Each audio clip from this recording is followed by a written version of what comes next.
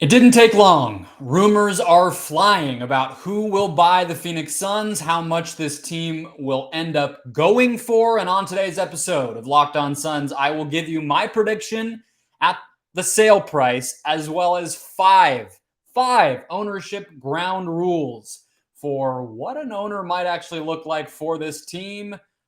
Let's go.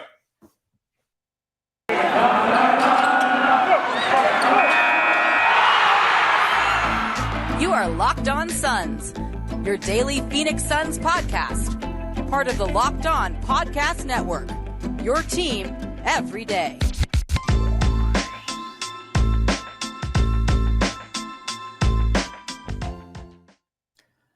We are back. This is Locked On Phoenix Suns. We are part of the Locked On Podcast Network, and I'm your host, Brendon Kleen, a credentialed media member covering the Suns for the past 5 seasons, and a writer at Suns.com and Dime Magazine. A big thank you for making Locked On Suns your first listen here on this Friday, closing out the week strong. Did anything happen? Is there anything to talk about this week that might have inclined you to find the show? I think so. If you're finding us for the first time, make sure to hit subscribe, follow, etc. Apple, Spotify, Google, wherever you're listening, and especially on YouTube. Hit subscribe down below. Let's get this channel moving as we hit training camp and everything else, media day next week. You can also follow along on Twitter at LockedOnPHXSuns if you would like to keep up that way.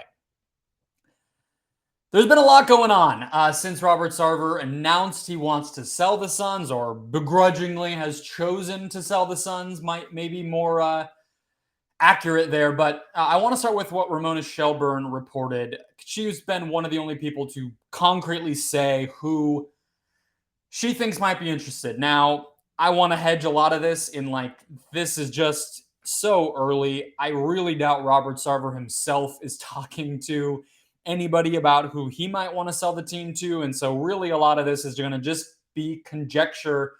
Who are the rich people who might want to have NBA teams in their pocket, right? That's all this is, but it's a starting point at the very least, okay? So Ramona Shelburne on ESPN on NBA today, double today there, said Laureen Powell, which is the widow of Steve Jobs, but she's very wealthy philanthropist and activist and everything else in her own right. Bob Iger, the CEO of Disney, former. Larry Ellison, who was once upon a time an NBA owner himself, and then Jeff Bezos, obviously the founder of Amazon. I believe he's like the chairman now. I don't think he's the CEO, but we all know who Jeff Bezos is. She said they would all be interested. Those were the names she listed. Okay, so let's go through the list really quick. One, off the top, Powell and Bezos to me both seem like obvious no's. I don't want to say that those two would never buy sports teams or NBA teams in particular, but I don't see any connection to Phoenix. I don't see a reason for them to choose the Suns to be the team that they finally invest in. Jeff Bezos is obscenely wealthy. I think he's doing plenty of other things with his time and money that the prestige of owning an NBA team a long way from where he lives doesn't seem like it would do much for him. And Laureen Powell, this just doesn't seem to be in her wheelhouse as much as it might be a really good owner for the Mercury, for the Suns to catch up with the times a little bit and find somebody who's a little bit more active with the way that they think about the world and their money. I don't think she wants to be a sports owner. Nothing she's ever done has indicated that to me unless I'm missing something. And then Larry Ellison would be the one that does make a little bit of sense. He formerly owned the Warriors. He's the founder and CEO, I believe. I don't know if he's the founder. I know he was the CEO of Oracle, which is based in California. So that could make some sense. He's also incredibly wealthy. I believe his net worth is like over $150 billion. So he would even be more wealthy than Steve Ballmer. Okay, so that one is a maybe. But let's focus in on Bob Iger, because I think even dating back to when Sarver when the story from Baxter Holmes initially dropped back in November of last year, and we thought, okay, is Sarver going to be forced to sell? What's going to happen here? Bob Iger's been on people's minds, all right?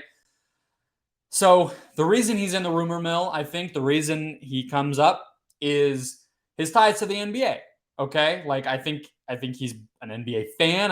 I think he's pretty The way he operated at Disney is pretty indicative of that. There's NBA stores and NBA restaurants and things like that. There's like a whole NBA world at Disney World now in Orlando.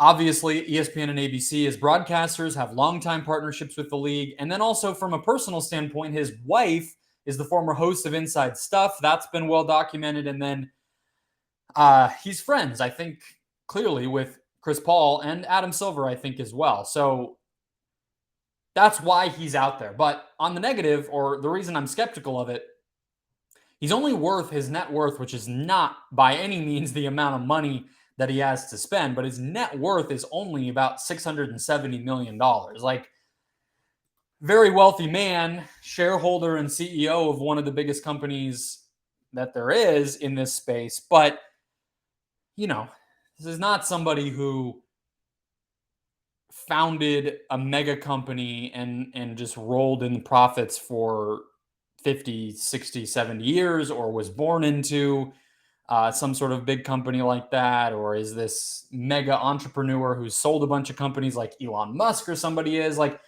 this is a guy who just ran a company successfully for a long time, generated a lot of wealth doing so.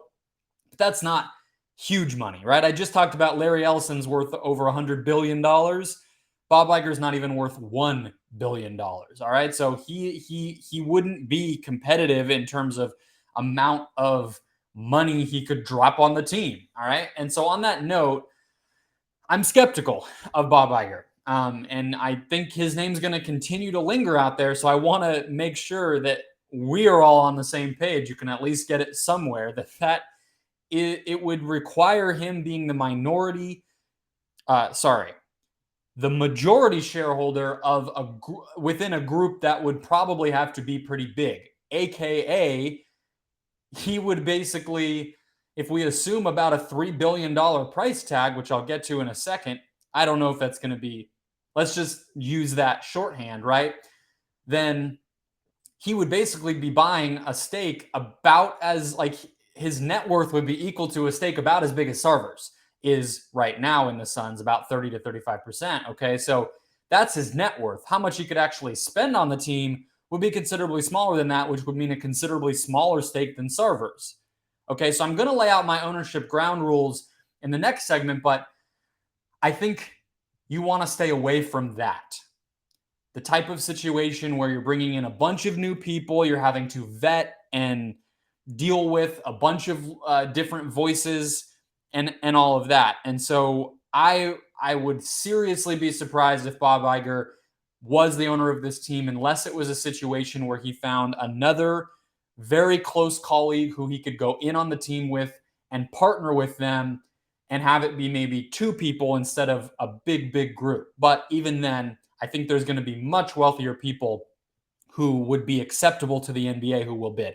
Okay, let's go through the recent sales so you can kind of know what I'm talking about. And I'm going to give you my prediction for how much the team will go for, because I think the who is going to be largely driven by the how much here. All right, so I'm going to go chronologically. One is not actually a purchase, but it's relevant here. There were reports from Woj, so I believe them, of Phil Knight bidding more than $2 billion for the Blazers, okay? The Portland Trail Blazers, a very small market team, a very loyal fan base. I do want to acknowledge that, but a small market team. Portland is a tiny city compared to LA, New York, Phoenix, Houston, Dallas, etc. The Suns this year, December of last year, December of 2021, were valued at $1.92 billion by Sportico. Sportico does a really good job, really comprehensive list. I'm going to defer to their evaluations. Also last year, the Jazz sold for $1.6 billion. 2019, the Nets for $2.3. 2017, this is the big one, the Rockets for $2.2 billion. Okay, and then the Hawks for less than $1 billion, which was really small, very surprising situation. But they even were valued at $2 billion last year from a minority purchase sale, which valued the team at almost triple what it was purchased for just 7 years ago. And then 2014, the Clippers, Donald Sterling and Shelley Sterling sell the team to Ballmer for $2 billion. Okay, so when I look at 3 data points, 4 data points, 2 of them are the Clippers and the Nets. Okay, so The Clippers 8 years ago went for $2 billion. I know it's LA. I understand. I know it was Ballmer. Maybe it was a little bit of an overpay. But that is a little cousin of the Lakers, right? A little sibling of the Lakers. And a team that was awful forever. Required a ton of investment after the fact in order to bring it up to respectability. Okay, the Nets pretty similar. I would say they were a little closer to respectability because Prokhorov had been the owner. He was very, very wealthy too. But they had an arena. Okay, but still, it's the Nets and it's Brooklyn, and they have a very, very small loyal fan base. Okay, $2.3 billion. And then I look at the Blazers being bid at $2 billion and the Rockets going for $2.2 billion. So my prediction is the Suns will sell for at least $2.5 billion. That's my line in the sand. It is a massive and growing somehow. We probably shouldn't be growing, but we are. City. It's close to California. Big corporate presence in the state and good business conditions. That's the beauty of having Republican governors for a long time. New practice facility, stadium renovations recently that will make investment in the future less, right? We just saw the team and the owners spend a bunch of money in order to develop all of this stuff. So that means the new owner can look at this and say, I don't have to put too terribly much in terms of, really big expenditures into the team after I buy it. So all of that stuff means revenue will continue to be high, market will continue to be profitable, and there's not going to be a ton of investment. And you look at the teams that are probably have less of those boxes checked than the Suns, going for $2+ billion or being bid on for $2+ billion already. The Suns are going to go for at least $2.5 billion. With that said, we got to talk about the who. We now have the how much in place, at least courtesy of yours truly, but I want to talk about the who here and lay out 5 Suns ownership ground rules that will drive the purchase of the team and the NBA's choice to approve or deny an owner in the future. First, today's show, guys, brought to you by BetOnline, your number one source for sports betting, football betting, really. I mean, what else is going on right now? Info, analysis, and news all year long to make sure you are placing the smartest bets that you possibly can. In-depth analysis, team matchups, player developments, all those injury updates, and who's going to be starting, who's gotten the majority of snaps in practice, etc. That will all be there. BetOnline remains your continued source for all of it. Okay, so they have, I want to, as we're talking about the subject, they do have the most likely odds to buy the Suns. Okay, so Jeff Bezos is their favorite at plus 200, Bob Iger plus 300, Larry Ellison plus 400, Laureen Powell plus 700. And if you want to get crazy, Michael Bidwell's on this list, LeBron James is on this list, Arizonan Artie Moreno is on this list. So maybe you take my advice, head on down to BetOnline and put a little money down while things are still being fleshed out on the Suns ownership side. Either way, BetOnline.net is your number one, your one-stop shop for everything sports betting. Head there or their mobile app to learn more. BetOnline, where the game starts. Okay, Suns ownership ground rules number 1. Drum roll, please. I don't have a drum roll sound effect. Let me also get the BetOnline graphic off the screen, and I will give you number 1. Okay. And this is going to be a little bit of a history lesson too. The owner has to have, whatever way you want to look at it, a legitimate majority of shares. So I'm talking more than 50%, the definition of majority, not more than other people, the majority, because you want one person making decisions, okay? Like, I just think in all capacities, that is cleaner. Think about the headache that the Suns having multiple owners has caused. You had Jam Najafi feuding with Sarver this whole time. You have this venture capital company, Dial, coming in and investing, although that's going to be more of a trend, I think. And so that's cleaner. And it's also precedent recently. No matter the size of the purchase, no matter the wealth of the individual who bought the team, in most cases lately, the owner has had at least 50% of the team, but in most cases, 100 plus, around 100% of the team. Okay, so Steve Ballmer owns the team outright.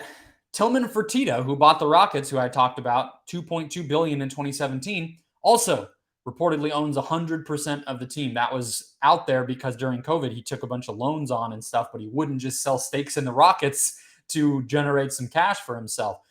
Jazz, which was bought last year, as I said, for $1.6 billion. Ryan Smith, who's a young venture capital guy, he owns 80% of the team, reportedly. Even Tony Ressler, who bought the Hawks for $730 million in 2015 and has run that franchise quite cheaply, even he owns, reportedly, I've seen it referenced as, quote, a majority. Okay? It's highly unusual this day and age in the NBA for a managing partner to own as tiny of a stake as Sarver did by the end, in that 35% range, basically only owning a third of the team, but still being the managing partner. I don't think the NBA wants that many cooks in the kitchen. I think they want owners who will continue to invest. They're not in, hey, believe in us, let's keep growing mode anymore. They are in, we are a financial powerhouse, a business and social and political powerhouse in the country, and we want people who can help us be that. Number two, the owner will likely be vetted incredibly carefully from a character and background standpoint. Okay, so I think one example of this recently, very much the type of person that I expect will ultimately buy the Suns, Josh Harris of the Philadelphia 76ers. Harris and Blitzer, they kind of do things together. David Blitzer is his business partner. They have a company together. They invest in sports teams and other stuff jointly. But Harris specifically, I believe, is the managing partner, the guy who actually gets a vote at owners' meetings and all that stuff.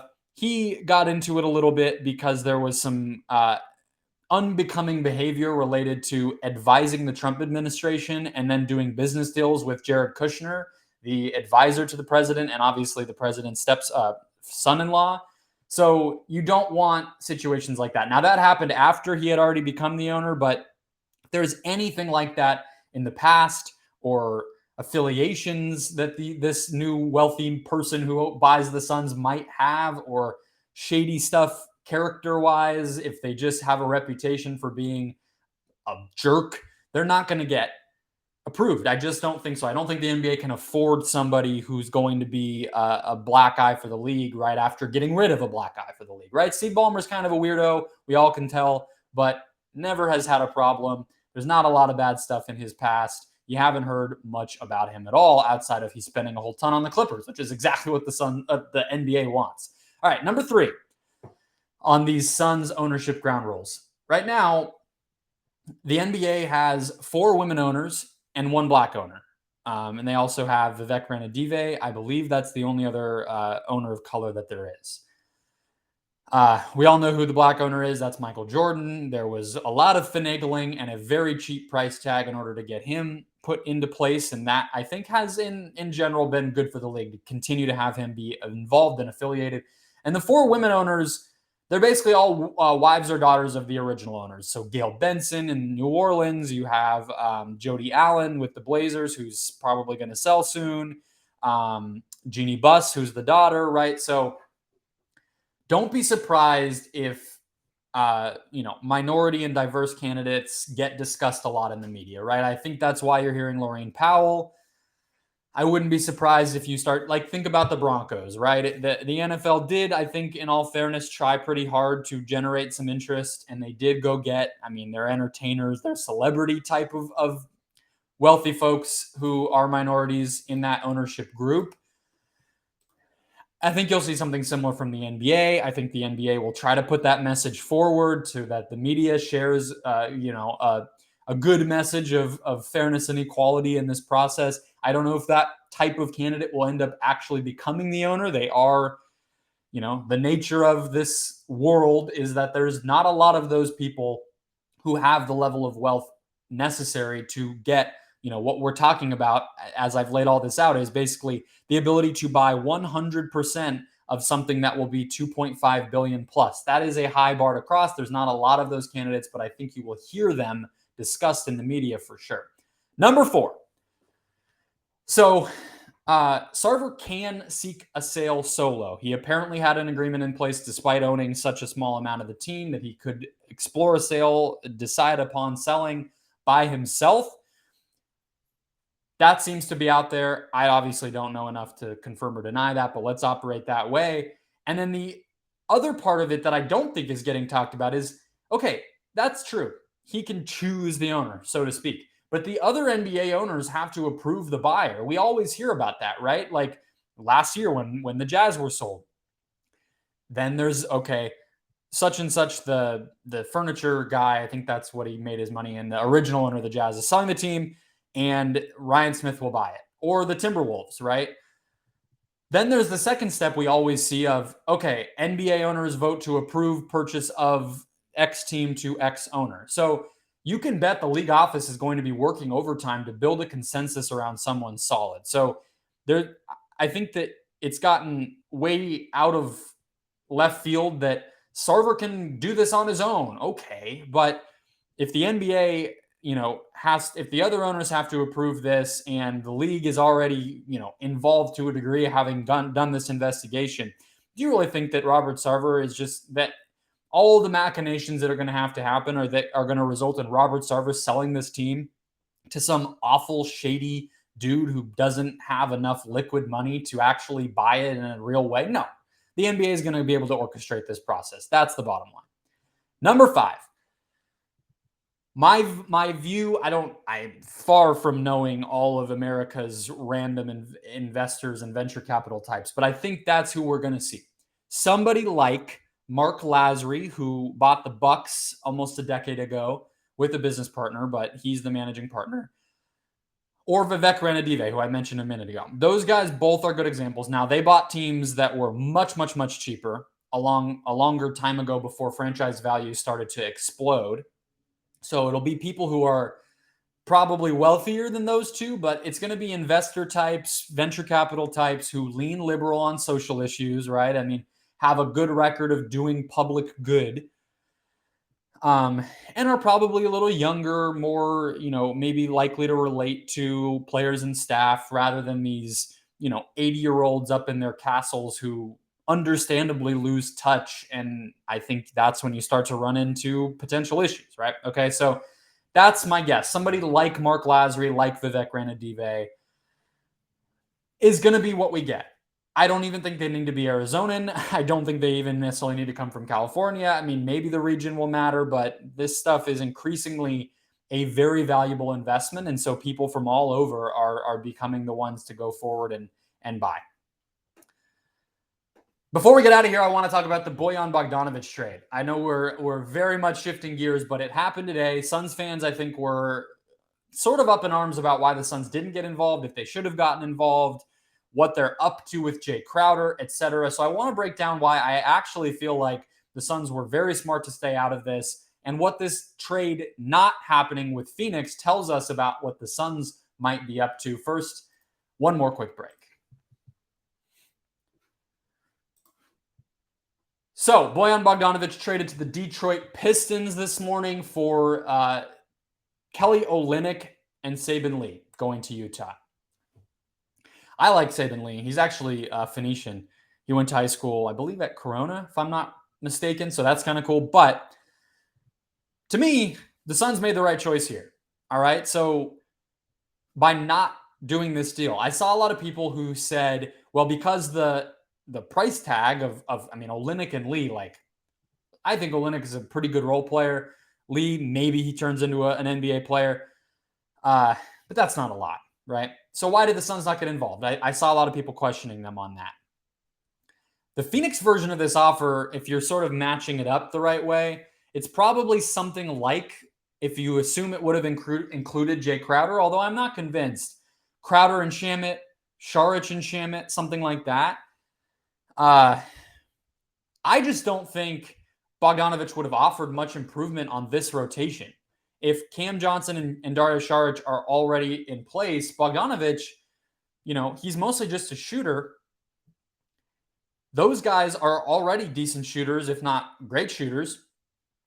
And they do more than that. Whereas, is Bogdanovic going to play in the rotation over those two? No.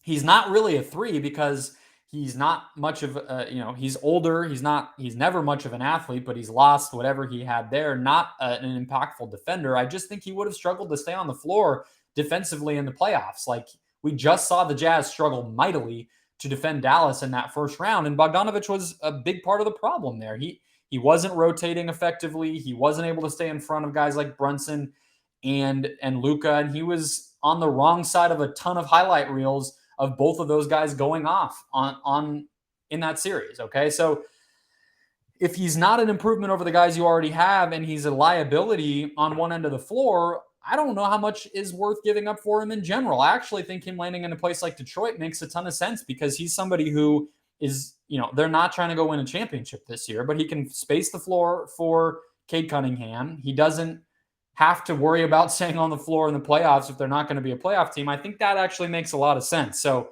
him being on the Suns, I just don't think he would have made much of a dent in the team. So what does this tell us? This is a lot of tea leaf reading, but I don't think it's crazy. I think we can all agree they could have gotten Bogdanovic if they wanted him. They could have matched that offer. They could have definitely beaten Detroit's offer. And he's kind of the best. So that's true. They could have gotten him if they wanted. He's kind of the best floor spacer left on the trade market. He's the best of what he is that is out there. So if they didn't go get him, to me, that says they're not prioritizing that type of player. Now, I do want to give the caveat of maybe they just thought the price, like, it wasn't an even one-to-one thing. And if they wanted to trade Crowder, but I think Crowder, to me, is just more valuable overall than Bogdanovic, and Shamet is not negative. I mean, maybe he's negative value. I don't know, but maybe the Suns just wanted a little more back from Utah and they didn't get it. That's a possibility. Maybe those talks actually did get that far, and the Suns said, hey, we would like a second-round pick, or we want Jared Vanderbilt or whatever back on top of Bogdanovic, and then the Jazz said no, and the Suns said forget it. That's a possibility. But if we assume they sort of just didn't pursue it, which is, to me, more likely, then that means they're probably not looking at players like that at all. Because if they were, they would have gone and gotten Bogdanovic because he's the best one. Okay, so you're following me here. So where does that leave us? I think it makes it, to me, it sends a message to me that the Suns are more likely to be looking at other types of players. We know they don't need a center. They got 3 of those, if not 4 with Saric and Landale and Biyombo and Ayton, right? So they don't need that. We never thought they were going to pursue that. Not a lot of wings. Everybody could use some more wings, but, they kind of tried to fill that a little bit with Okogie and with Lee. So what does that leave us? Shot creators, guards, right? The players that I've been thinking the Suns were going to target all along. I thought the Bogdanovic thing was a surprise, and I didn't quite believe it in the first place when it came out, and this backed that up. So that's their biggest need. I think it's undeniable. It was a bummer when Dennis Schroeder did not pick the Suns. I think he would have made a pretty big impact and probably been better than Cameron Payne for this team. We've heard about Eric Gordon for a long time now. We know there's been interest last year's deadline and this summer. They didn't get him. So I think if they trade Crowder, what this Bogdanovic trade not happening for Phoenix tells me is if they trade Crowder, it will be for some sort of shot-creating guard. Jordan Clarkson, we know the names. I talked about Terry Rozier. If you want to listen on those, there's 10 ideas in Monday's episode. Almost all of them are guards. That's what I think we're headed toward. Either Crowder stays put and he ends up back in Phoenix, or he gets traded for a shot-creating guard to bolster that 6th-man role for the Suns. Chris Paul backup, another option in that rotation. That'll do it. Another week in the books. The first week back 5 days a week. So we'll be back Monday. We'll be back Tuesday. All of it. I'll give you my Media Day predictions. Then I'll give you my Media Day recap. All of it will come next week. So do not miss a show. Hit follow, hit subscribe. Make sure we're in your feed every day. And in the meantime, go make Locked On NBA your second listen to catch up on everything else going on around the league. And don't miss our NBA Top 50 Players of the 2022-23 NBA season, a special series we're running on that feed as well. And I will talk to you all on Monday.